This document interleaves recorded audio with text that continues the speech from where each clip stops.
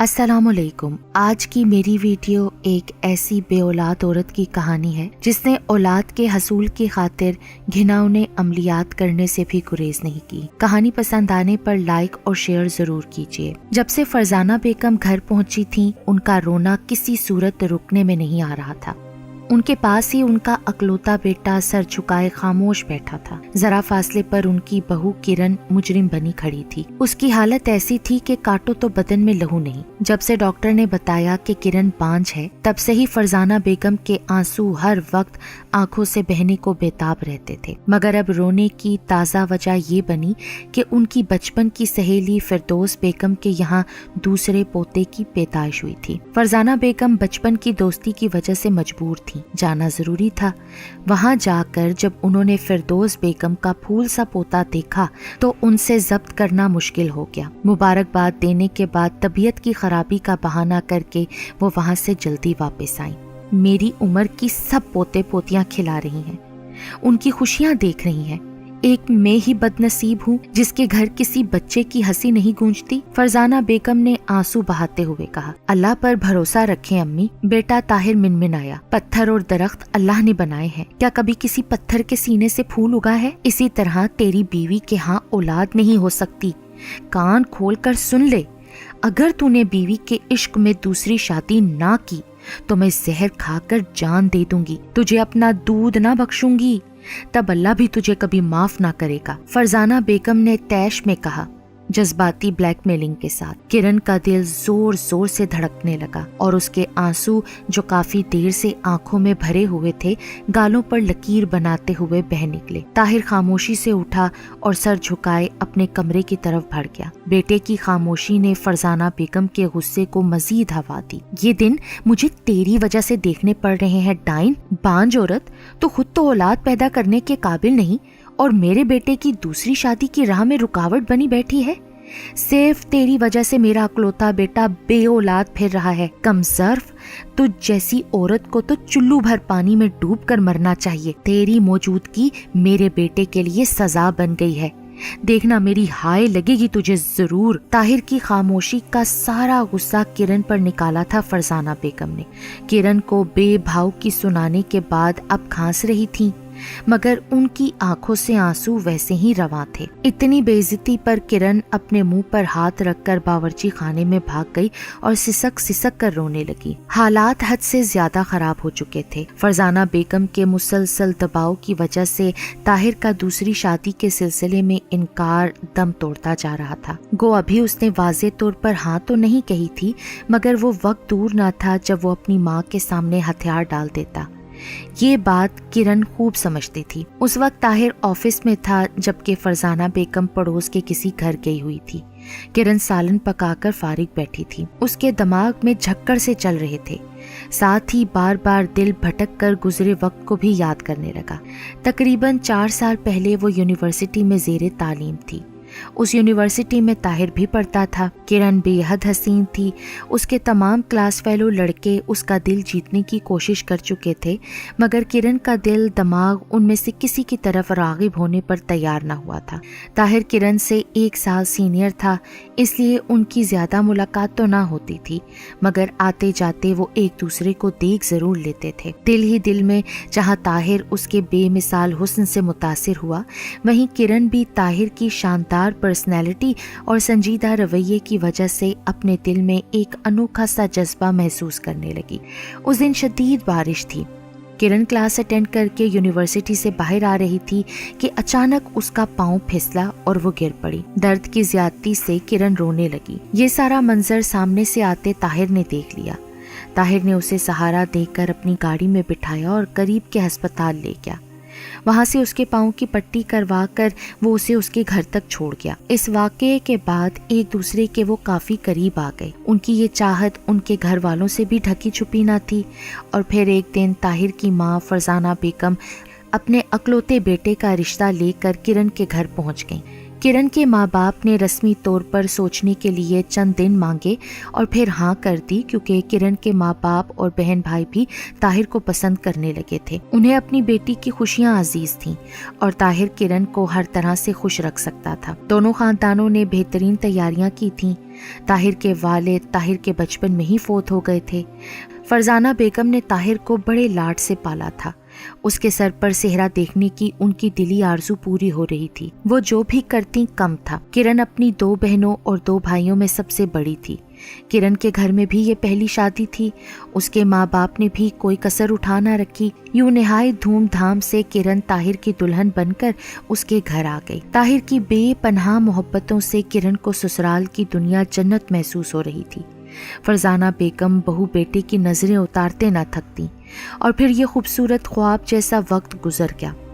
شادی کے 2 سال بعد تک جب کرن کی گود سونی رہی تو فرزانہ بیگم کو ہول سے اٹھنے لگے۔ ان کے اصرار پر طاہر اور کرن نے اپنا میڈیکل چیک اپ کروایا۔ ڈاکٹر نے یہ روح فرسا خبر سنائی کہ کرن ماں نہیں بن سکتی۔ اس اطلاع نے طاہر اور کرن پر بجلی گرا دی۔ طاہر نے کرن کو یقین دلایا کہ وہ کرن پر کبھی ستون نہ لائے گا، مگر فرزانہ بیگم ہر حالت میں طاہر کی دوسری شادی پر بضد تھی۔ کرن طاہر سے شدید محبت کرتی تھی۔ کسی اور عورت کے ساتھ طاہر کو بانٹنا اس کے لیے موت سے بھی بڑھ کر اذیت ناک تھا۔ کرن کو یوں محسوس ہو رہا تھا جیسے اس کا گھر اجڑنے والا ہے۔ سوچ سوچ کر پریشانی سے کرن کا ذہن شل ہو رہا تھا۔ یوں ہی بیٹھے بیٹھے اسے رانی کا خیال آیا۔ رانی کرن کی ہم عمر تھی، اس لیے دونوں میں گہری دوستی تھی۔ وہ دونوں اپنے ہر کام میں ایک دوسرے سے مشورہ کیا کرتی تھیں۔ اس کے علاوہ ان دونوں کے گھر بھی ساتھ ساتھ تھے۔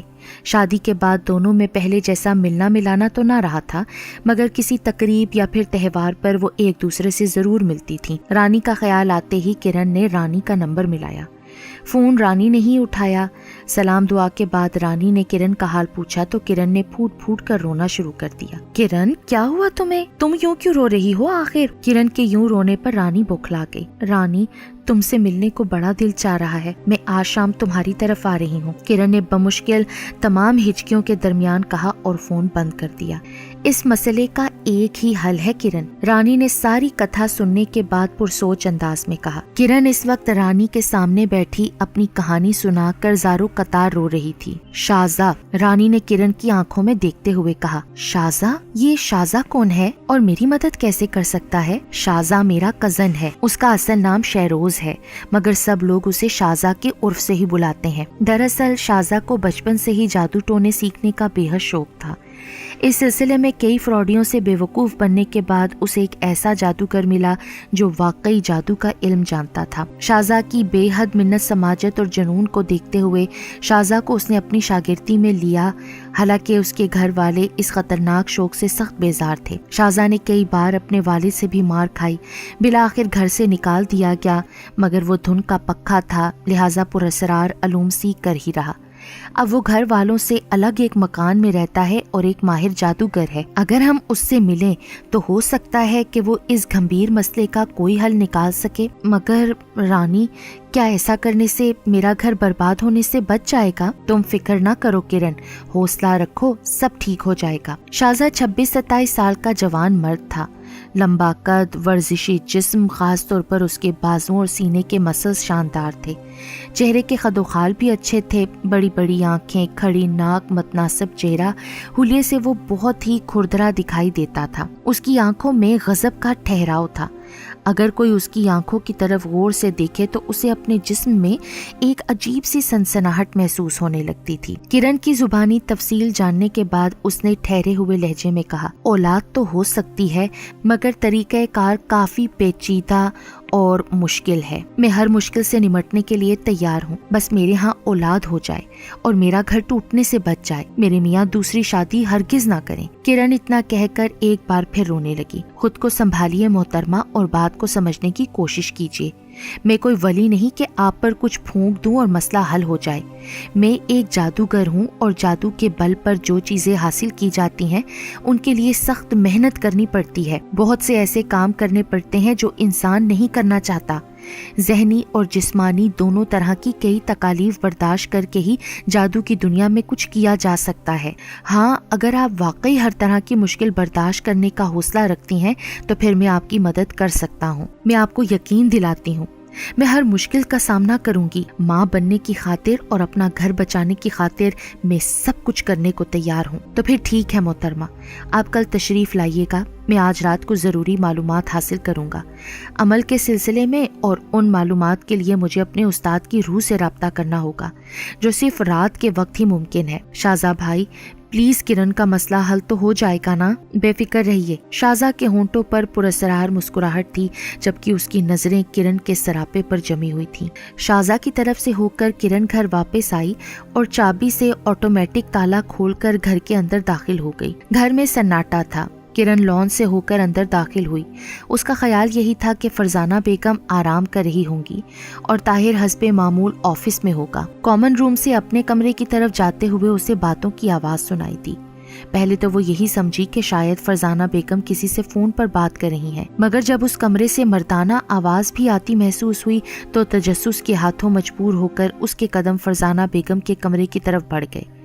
जब उसने दरवाजे की झरी से झांका तो आगे का मंजर देखकर हैरान रह गई, क्योंकि फरजाना बेगम फुल स्पीड से किसी लड़की की तारीफें कर रही थीं और ताहिर सर झुकाए उनके सामने बैठा था। नसरीन से शादी करके तुम्हारी किस्मत खुल जाएगी ताहिर। शक्लो सूरत से तो प्यारी ही है, साथ में बेहद सलीकामंद भी है, और सबसे बढ़कर वो तुम्हें बाप बनाएगी। मैं दादी बनूंगी। हमारे घर में भी खुशियां आएंगी बेटा। अगर उनका ये मुतालबा है कि तुम्हें किरण को तलाक देनी होगी तो इसमें बुराई ही क्या है आखिर? वैसे भी वो तुम्हारे लिए बेकार है ना। मुझे यकीन है कि नसरीन से शादी करके तुम किरण को भूल जाओगे। जब फूल सा बच्चा तुम्हारी गोद में आकर मुस्कुराएगा तो तुम्हें उस मनहूस की याद तक ना आएगी। बेटे, मैं तो चंद दिनों की मेहमान हूँ। मैं चाहती हूँ कि आज अगर मेरी आंखें बंद हो गईं तो सारी जिंदगी उस मनहूस के इश्क के कैद खाने में बेऔलाद बनकर तू गुजार देगा। तुझे खानदान का नाम बचाने की खातिर दूसरी शादी करनी होगी। हाँ कह दे बेटा, हाँ कह दे। मैं माँ हूँ, तेरे आगे हाथ जोड़ती हूँ, मैं तेरे पाँव पड़ती हूँ, तो क्यों नहीं हाँ कहता? अम्मा ये क्या कर रही हैं आप? मुझे इतना सख्त गुनहगार ना करें कि मैं जिंदा ही ना रहूं। ताहिर तड़प के बोला। तो फिर तुझे दूसरी शादी करनी होगी बेटा। ठीक है अम्मा, जैसी तुम्हारी मर्जी। माँ सदके, माँ वारी, मेरा बच्चा तू जुग जुग जिए, दूधो नहाए पूतो फले। बेटे, आज तूने मेरे दूध की लाज रख ली। अगर आज तू शादी के लिए तैयार ना होता ना तो मैं जान दे देती। सच कह रही हूँ मैं। फरजाना बेगम तो खुशी से पागल हुए जा रही थी और दीवाना वार ताहिर को प्यार कर रही थी। दरवाजे से लगी किरण पत्थर का मुजस्मा बन चुकी थी। उसे अपना वजूद बेजान लाश की तरह लग रहा था। वो अपने कमरे में दाखिल हुई और बिस्तर पर गिरकर गहरे गहरे सांस लेने लगी। आंसू उसकी आंखों से बेआवाज बह रहे थे। दूसरे दिन किरण ने रानी के घर फोन किया शाहज़ा के पास जाने के सिलसिले में। फोन रानी के शोहर ने उठाया। रानी को कल शाम से शदीद बुखार है, वो दवा खाकर अभी सोई हुई है, उसे जगाया नहीं जा सकता। रानी के शोहर ने बेजार से लहजे में कहा तो किरण को मायूस होकर फोन रखना पड़ा। शाहज़ा के पास जाना कितना जरूरी है, और रानी का बुखार। अब मैं क्या करूं? रानी को बुखार है तो क्या हुआ?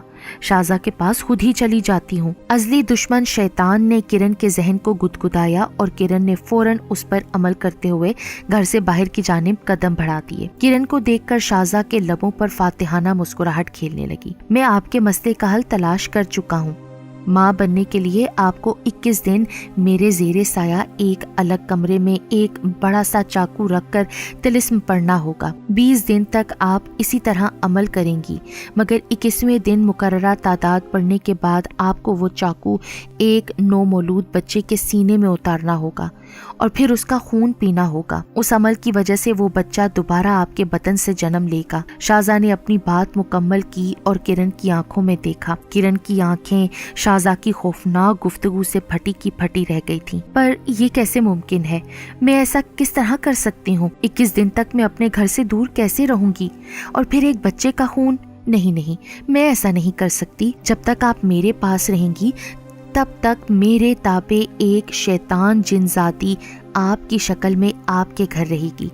जब आपका अमल मुकम्मल हो जाएगा तो आप आराम से अपने घर वापस जा सकेंगी और आपके मियाँ या सास को कुछ पता भी नहीं चल सकेगा। जहाँ तक बच्चे के खून की बात है तो इससे क्या फर्क पड़ता है? आप कौन सा बच्चे को शौकिया कत्ल करेंगी? आप तो सिर्फ मजबूरी से ऐसा करेंगी ना, और फिर वैसे भी वो बच्चा दोबारा आपकी जात से ही जन्म लेगा। सिर्फ थोड़ी सी हिम्मत की बात है, वरना ये कुछ ऐसा नामुमकिन नहीं। हाँ, अगर आप ये सब नहीं कर सकती तो आपको अपनी तलाक और शोहर की दूसरी शादी के लिए तैयार रहना चाहिए। शाहज़ा ने किरण को नफसियाती तौर पर जेल किया। اپنی طلاق اور طاہر کی دوسری شادی کا خیال کر کے کرن کی سانس رکنے لگی۔ اسے اس بات کا یقین ہو گیا تھا کہ اگر کوئی راستہ اسے تباہی سے بچا سکتا ہے تو وہ یہی راستہ ہے، لیکن ایسا کیسے ممکن ہے کہ کوئی شیطان جن ذاتی میرا روپ دھار کر میرے گھر میں میری جگہ رہے، اور اگر ان 21 دنوں کے دوران میری ساس نے طاہر کی دوسری شادی کروا دی تو اس سلسلے میں آپ بالکل بے فکر رہیں گی۔ آپ کی غیر موجودگی میں آپ کا شوہر دوسری شادی نہیں کر سکے گا۔ اور رہ گیا اس شیطان جن ذاتی کا سوال۔ آپ کی شکل اختیار کرنا تو بظاہر مشکل سی بات ہے، مگر میرے لیے کوئی مشکل نہیں، کیونکہ میں ایک ماہر جادوگر ہوں، کوئی شوبدہ باز نہیں۔ آپ اپنی آنکھوں سے اپنی ہم شکل شیطان جن ذاتی کو دیکھ سکتی ہیں۔ شازہ اتنا کہہ کر اپنی جگہ سے اٹھا اور ساتھ والے کمرے میں چلا گیا۔ تقریباً 5 منٹ بعد وہ لوٹا تو اس کے ہاتھ میں ایک عجیب سی بوتل اور ایک مٹی کا دیا تھا۔ اس نے دیا روشن کیا اور بوتل اپنے سامنے رکھ کر کچھ پڑھنے لگا۔ تقریباً آدھے گھنٹے بعد بوتل میں سے دھواں نکلنا شروع ہو گیا۔ چند لمحوں بعد وہاں ایک انتہائی ڈراؤنی اور بد شکل بدرو موجود تھی۔ اس کی آنکھوں کی جگہ 2 گڑھے تھے جن میں جیسے انگارے بھرے تھے۔ حلیے کے اختیار سے وہ بد شکل عورت بہت ہی ڈراؤنی اور ہیبت ناک تھی۔ اتنی ہیبت ناک بلا دیکھ کر کرن گنگ ہو کر رہ گئی۔ چھنوکا، یہ خاتون جو سامنے بیٹھی ہیں ان کا روپ دھار لے۔ شازہ نے باروب آواز میں اس چھنوکا نامی شیطانی چڑیل کو حکم دیا۔ چند لمحوں بعد کرن کی آنکھوں کے سامنے وہ خود کھڑی تھی۔ ذرا برابر بھی تو فرق نہیں رہ گیا تھا اس میں اور اس شیطان جن ذاتی میں۔ شازہ اپنے پیاسے ہونٹوں پر زبان پھیرتے ہوئے غور سے کرن کے تاثرات نوٹ کر رہا تھا۔ رات کے 1 بج رہا تھا۔ طاہر اور فرزانہ بیگم گہری نیند میں تھے۔ کرن کی کھلی ہوئی آنکھوں میں عجیب سی ویرانی تھی۔ اچانک مگر طے شدہ پروگرام کے مطابق کمرے میں چھنوکا آوارد ہوئی۔ اس نے کرن کا روپ دھار رکھا تھا۔ کرن کا دل بری طرح دھک دھک کرنے لگا۔ حالت کی ستم ظریفی سے اس کا کلیجہ پھٹا جا رہا تھا۔ بمشکل جنزادی اس کے سامنے کھڑی تھی اور گھر سے باہر نکل آئی۔ چھنوکا نے اندر سے دروازہ بند کر لیا۔ چند لمحوں تک کرن سکتے کے سے عالم میں اپنے گھر کے دروازے کو دیکھتی رہی اور پھر گلی کے سرے کی طرف بڑھ گئی جہاں اپنی لانسر میں شازہ اس کا منتظر تھا۔ راستے میں کرن کا ضبط اپنی آخری حدوں کو چھو رہا تھا۔ وہ بڑی مشکل سے اپنے آنسو روکے بیٹھی تھی، پھر بھی کوئی بے قرار آنسو پلکوں کی حدود سے چھلک جاتا تو فوراً بے دردی سے آنکھیں مسل دیتی۔ ڈرائیونگ سیٹ پر شازہ کرن کی حالت سے بے خبر نہیں تھا۔ اس قدر جذباتی ہونے سے کام نہیں چلے گا۔ کچھ ہی دنوں کی تو بات ہے، پھر آپ کی گود ہری ہو جائے گی اور گھر بھی اجڑنے سے بچ جائے گا۔ اس دوران ہمت اور صبر سے کام لینا ہوگا آپ کو۔ شازہ نے اتنا کہہ کر کرن کے مرمری ہاتھ پر اپنا بڑا اور مضبوط سا ہاتھ رکھ دیا۔ جی میں ٹھیک ہوں، کرن بمشکل تمام اتنا ہی کہہ پائی تھی اور اس نے اپنا ہاتھ آہستگی سے شازہ کے ہاتھ کے نیچے سے نکال لیا۔ شازہ زیر لب مسکرایا۔ گھر پہنچ کر شازہ نے کرن کو وہ کمرہ دکھایا جہاں 21 دن تک اسے رہنا اور عمل بھی کرنا تھا۔ وہ ایک بڑا کمرہ تھا مگر اس میں کوئی کھڑکی نہیں تھی، اس لیے وہ اندھیرا اندھیرا سا محسوس ہو رہا تھا۔ ایک چھوٹا سا روشن دان ضرور تھا جو کہ کمرے کی مناسبت سے ناکافی تھا۔ کمرے میں ایک ڈبل بیڈ تھا، ایک کونے میں 2 سیٹر صوفہ تھا، زمین پر پھولدار ایرانی قالین بچھا تھا۔ اس قالین پر کمرے کی وسط میں ایک کالے رنگ کی کشن رکھی تھی جس کے آگے تشت میں ایک لمبا سا چاقو رکھا تھا۔ بقول شازہ کے کرن کو اس جگہ بیٹھ کر قتل کرنا تھا اور 21ویں رات یہی چاقو بچے کے سینے میں اتارنا تھا۔ شازہ کے کمرے سے جانے کے بعد کرن گھائل پرندے کی طرح زمین پر بیٹھ گئی۔ اس کا دماغ سائیں سائیں کر رہا تھا اور دل ڈھول کی طرح بج رہا تھا۔ اس کی آنکھیں خشک تھیں، شاید تقدیر کی طرح آنسو بھی اس سے روٹ گئے تھے۔ کرن نے 1 رات کا عمل مکمل کر لیا تھا۔ عمل پڑھنے میں اسے تقریباً 4 گھنٹے لگے تھے۔ کرن کی آنکھ کھلی تو دن کے 10:30 بج رہے تھے۔ بیڈ کی سائڈ ٹیبل پر ناشتہ رکھا تھا۔ کرن کو سخت بھوک محسوس ہو رہی تھی، لہٰذا وہ اٹیچ باتھ سے منہ ہاتھ دھونے کے بعد ناشتہ کرنے لگی۔ ناشتہ بے حد لذیذ تھا مگر اندرونی غموں کی وجہ سے نوالے بار بار اس کے حلق میں پھنسے جا رہے تھے۔ تقریباً 2 گھنٹے بعد دروازے پر دستک ہوئی۔ کرن اس وقت صوفے پر بیٹھی آنے والے دنوں پر غور کر رہی تھی۔ دستک سے وہ چونک کر حقیقت کی دنیا میں لوٹ آئی اور دوپٹہ سر پر لے کر دروازہ کھول دیا۔ سامنے شازہ کھڑا تھا۔ کیسی ہیں آپ؟ جی ٹھیک ہوں۔ کرن آپ کو معلوم ہے کہ آپ کتنی خوبصورت ہیں؟ جب میں نے آپ کو پہلی بار دیکھا تھا تو تبھی میرا دل دھڑکنے لگا تھا۔ حالانکہ میرے لیے حسین لڑکیوں کی تو کوئی کمی نہیں، مگر نہ جانے آپ کے حسن میں ایسا کیا ہے کہ ایک پل میں میرا دل کھو گیا۔ آپ میرے ساتھ دوستی کر لیں۔ پلیز۔ شازا اس کے بہت قریب آ گیا تھا۔ یہ آپ کیا کہہ رہے ہیں؟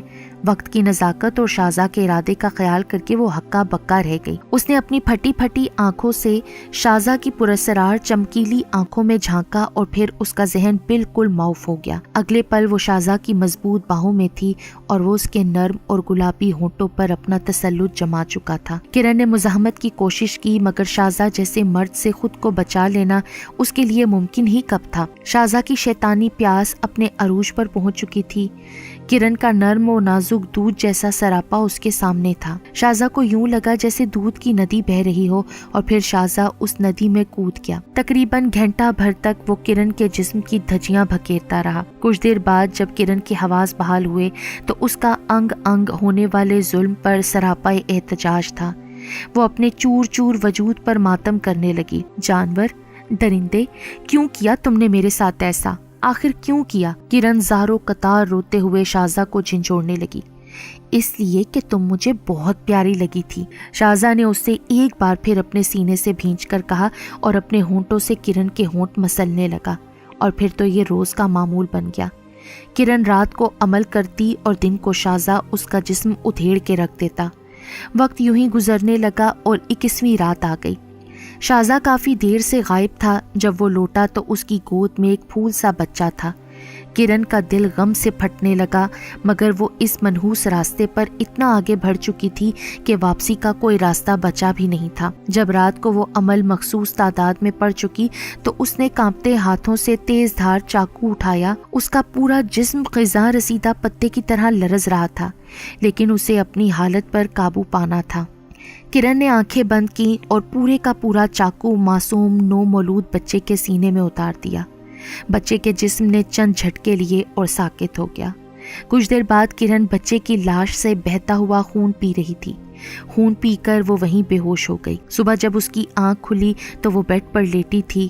اس نے اٹھ کر دیکھا تو بچے کی لاش، خون اور چاقو وغیرہ سب غائب تھے۔ یقیناً یہ ساری تبدیلیاں شازا نے کی تھیں۔ بہرحال اب وہ آزاد تھی، عمل مکمل ہو چکا تھا اور اب وہ جلد از جلد گھر جانا چاہتی تھی۔ وہ بیڈ سے اٹھی اور کمرے سے باہر نکل آئی۔ ڈرائنگ روم میں شازا موجود تھا۔ کامیابی مبارک ہو جانے من، شازا نے اسے جنونی طریقے سے اپنے ساتھ لپٹا لیا۔ پلیز شازا، میں اب فوراً اپنے گھر واپس جانا چاہتی ہوں۔ میں جانتا ہوں تم جلد از جلد مجھ سے دور ہونا چاہتی ہو، اسی لیے تمہارے جاگنے سے پہلے میں چھنوکا سے بات کر چکا ہوں۔ وہ گھر کی کچھ چیزیں لینے کے بہانے تمہارے گھر سے نکل چکی ہے۔ چیزیں لینے کے بعد وہ سیدھا یہاں آئے گی اور تم اس کے کپڑے پہن کر اور چیزیں لے کر اپنے گھر چلی جاؤ گی۔ تب تک تمہیں مجھے برداشت کرنا ہوگا، جانے من۔ شازا کی خبیث مسکراہٹ گہری ہوئی اور وہ کرن کو گود میں اٹھا کر بیڈ روم میں لے گیا۔ یوں تو اس نے پہلے بھی کوئی کسر نہیں چھوڑی تھی مگر آج اس کی شدت کچھ زیادہ ہی عروج پر تھی۔ شاید وہ اس آخری موقع کو یادگار بنانا چاہتا تھا۔ جب شازا اپنی منمانی کر چکا تو چھنوکا اچانک کمرے میں نمودار ہو گئی۔ ٹوکری اس کے ہاتھ میں تھی۔ اس وقت کرن اور شازا بستر پر بے ترتیب موجود تھے۔ چھنوکا نے ان دونوں کو اس حالت میں دیکھ کر انتہائی بیہودہ سا قہقہا لگایا۔ کرن بے بسی اور شرمندگی سے کٹ کر رہ گئی جبکہ شازا بے شرمی سے مسکرا رہا تھا۔ کرن جب اپنے گھر کے سامنے پہنچی تو اس سے ضبط کرنا مشکل ہو گیا اور وہ گھر کے گیٹ سے لگ کر بیٹھ گئی اور بری طرح رونے لگی۔ طاہر دفتر سے گھر واپس آیا تو اسے گیٹ کے قریب کرن روتی ہوئی نظر آئی۔ وہ سخت حیران ہوا۔ کیا ہوا کرن، تم یوں سڑک پر بیٹھ کر کیوں رو رہی ہو؟ پریشانی طاہر کی آواز سے عیاں تھی۔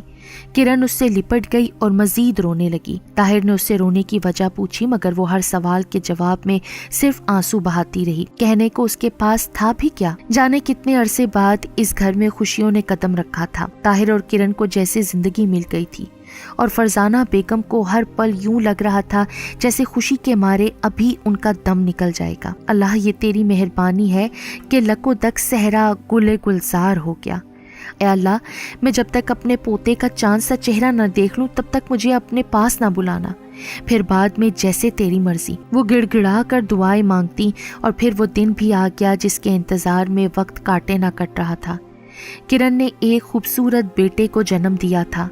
طاہر اور فرزانہ بیگم خوشی سے دیوانے ہوئے جا رہے تھے۔ خوش تو کرن بھی بہت تھی، آخر اللہ نے اتنے عرصے میں اس کی گود بھری تھی، مگر جب اس نے بچے کو دیکھا تو اس کا دل ڈوب گیا۔ پیدائشی طور پر بچے کی شباہت بالکل شازا جیسی تھی۔ یہ سوچ کر کرن کو چکر سے آنے لگے، مگر وہ کچھ بھی تو نہیں کر سکتی تھی۔ جو لوگ بچہ دیکھنے آتے یہی کہتے تھے، بچہ نہ ماں پر ہے نہ باپ پر، اپنی ہی شکل ہے بچے کی۔ اور یہ شکل کس کی تھی یہ تو صرف کرن جانتی تھی۔ بچے کا نام رکھنے کا مرحلہ آیا تو فرزانہ بیگم نے بچے کا نام شہروز رکھنے کا ارادہ ظاہر کیا۔ طاہر کو بھی یہ نام پسند آیا، جبکہ کرن کا دل دھک سے رہ گیا۔ شہروز یعنی شازا کا اصلی نام۔ کیا مجھے اپنے بچے کو اس کے نام سے پکارنا پڑے گا جس سے اس قدر تلخ یادیں وابستہ ہیں؟ سوچ سوچ کر کرن کو ہول اٹھ رہے تھے، اور پھر اس نے فرزانہ بیگم سے بات کرنے کا فیصلہ کر لیا۔ ماں جی، ایک درخواست کرنی تھی۔ کہو میری بچی، فرزانہ بیگم نہایت محبت سے بولی۔ جب سے کرن نے انہیں خوشخبری سنائی تھی تب سے فرزانہ بیگم کا رویہ دوبارہ ویسا ہی ہو گیا تھا جیسا شادی کے وقت تھا۔ اماں جی، مجھے یہ نام شہروز بہت برا لگتا ہے، پلیز اگر آپ یہ نام بدل دیں تو بہت مہربانی ہوگی۔ لو، اتنی سی بات؟ ارے جو نام ہماری بہو رانی کو پسند نہیں وہ آج سے ہی اس گھر میں نہیں لیا جائے گا۔ پھر باہمی رضامندی سے بچے کا نام طارق فائنل ہو گیا۔ وقت گزرتا رہا اور طارق ناز و نم میں پلتا رہا۔ وہ ایک نہایت بدتمیز، نالائق اور ضدی بچہ تھا۔ باپ کے مارنے سے بھی اس پر کوئی اثر نہیں ہوا تھا۔ وہ ماں باپ یا دادی وغیرہ سے سیدھے منہ بات بھی نہ کرتا تھا، اور پھر اس نے صرف 7ویں جماعت سے ہی اسکول چھوڑ دیا۔ سب نے سمجھایا، تعلیم کی اہمیت بتائی، مگر اس کا جواب تھا، گولی مارو ان کتابوں کو، مجھ سے تو نہیں پڑھا جاتا۔ اور پھر طارق اپنی ضد پر قائم رہا اور سب نے ہار مان لی۔ 14 سال کی عمر تک اس میں دنیا بھر کی برائیاں آ چکی تھیں۔ سگریٹ، نشہ، چوری، آوارہ گردی، ایسی کون سی برائی تھی جو اس میں نہ تھی۔ پوتے کے لچھن دیکھ کر فرزانہ بیگم وقت سے کچھ پہلے ہی قبر میں جا سوئیں۔ طارق جب 21 برس کا ہوا تو وہ خطرناک کرمنل بن چکا تھا۔ وہ ڈکیتی اور قتل کی کئی وارداتوں میں ملوث تھا۔ کبھی کبھار گھر آتا اور ماں باپ سے لڑائی جھگڑا کرتا اور پیسے لے کر چلا جاتا۔ اس دن اتوار تھا۔ طاہر اپنے کسی دوست کی عیادت کرنے گھر سے باہر گیا ہوا تھا۔ کرن کام والی ماسی حمیدہ سے کام کروا رہی تھی۔ ماسی حمیدہ یہاں بہت عرصے سے کام کر رہی تھی۔ آج اس کی طبیعت کچھ ٹھیک نہیں تھی، لہٰذا وہ اپنے ساتھ اپنی جوان سال پوتی جمیلہ کو لے آئی تھی تاکہ کام جلدی ختم ہو سکے۔ اچانک طارق آ گیا۔ اس وقت کرن ماسی حمیدہ سے اپنے کمرے کی جھاڑ پونچھ کروا رہی تھی اور جمیلہ صحن میں جھاڑو لگا رہی تھی۔ طارق نے سازگار موقع دیکھ کر جمیلہ کے منہ پر ہاتھ رکھا اور اسے گھسیٹ کر اسٹور روم میں لے گیا۔ پھر اس نے اسے شدید زیادتی کا نشانہ بنایا اور خون میں لت پت چھوڑ کر فرار ہو گیا۔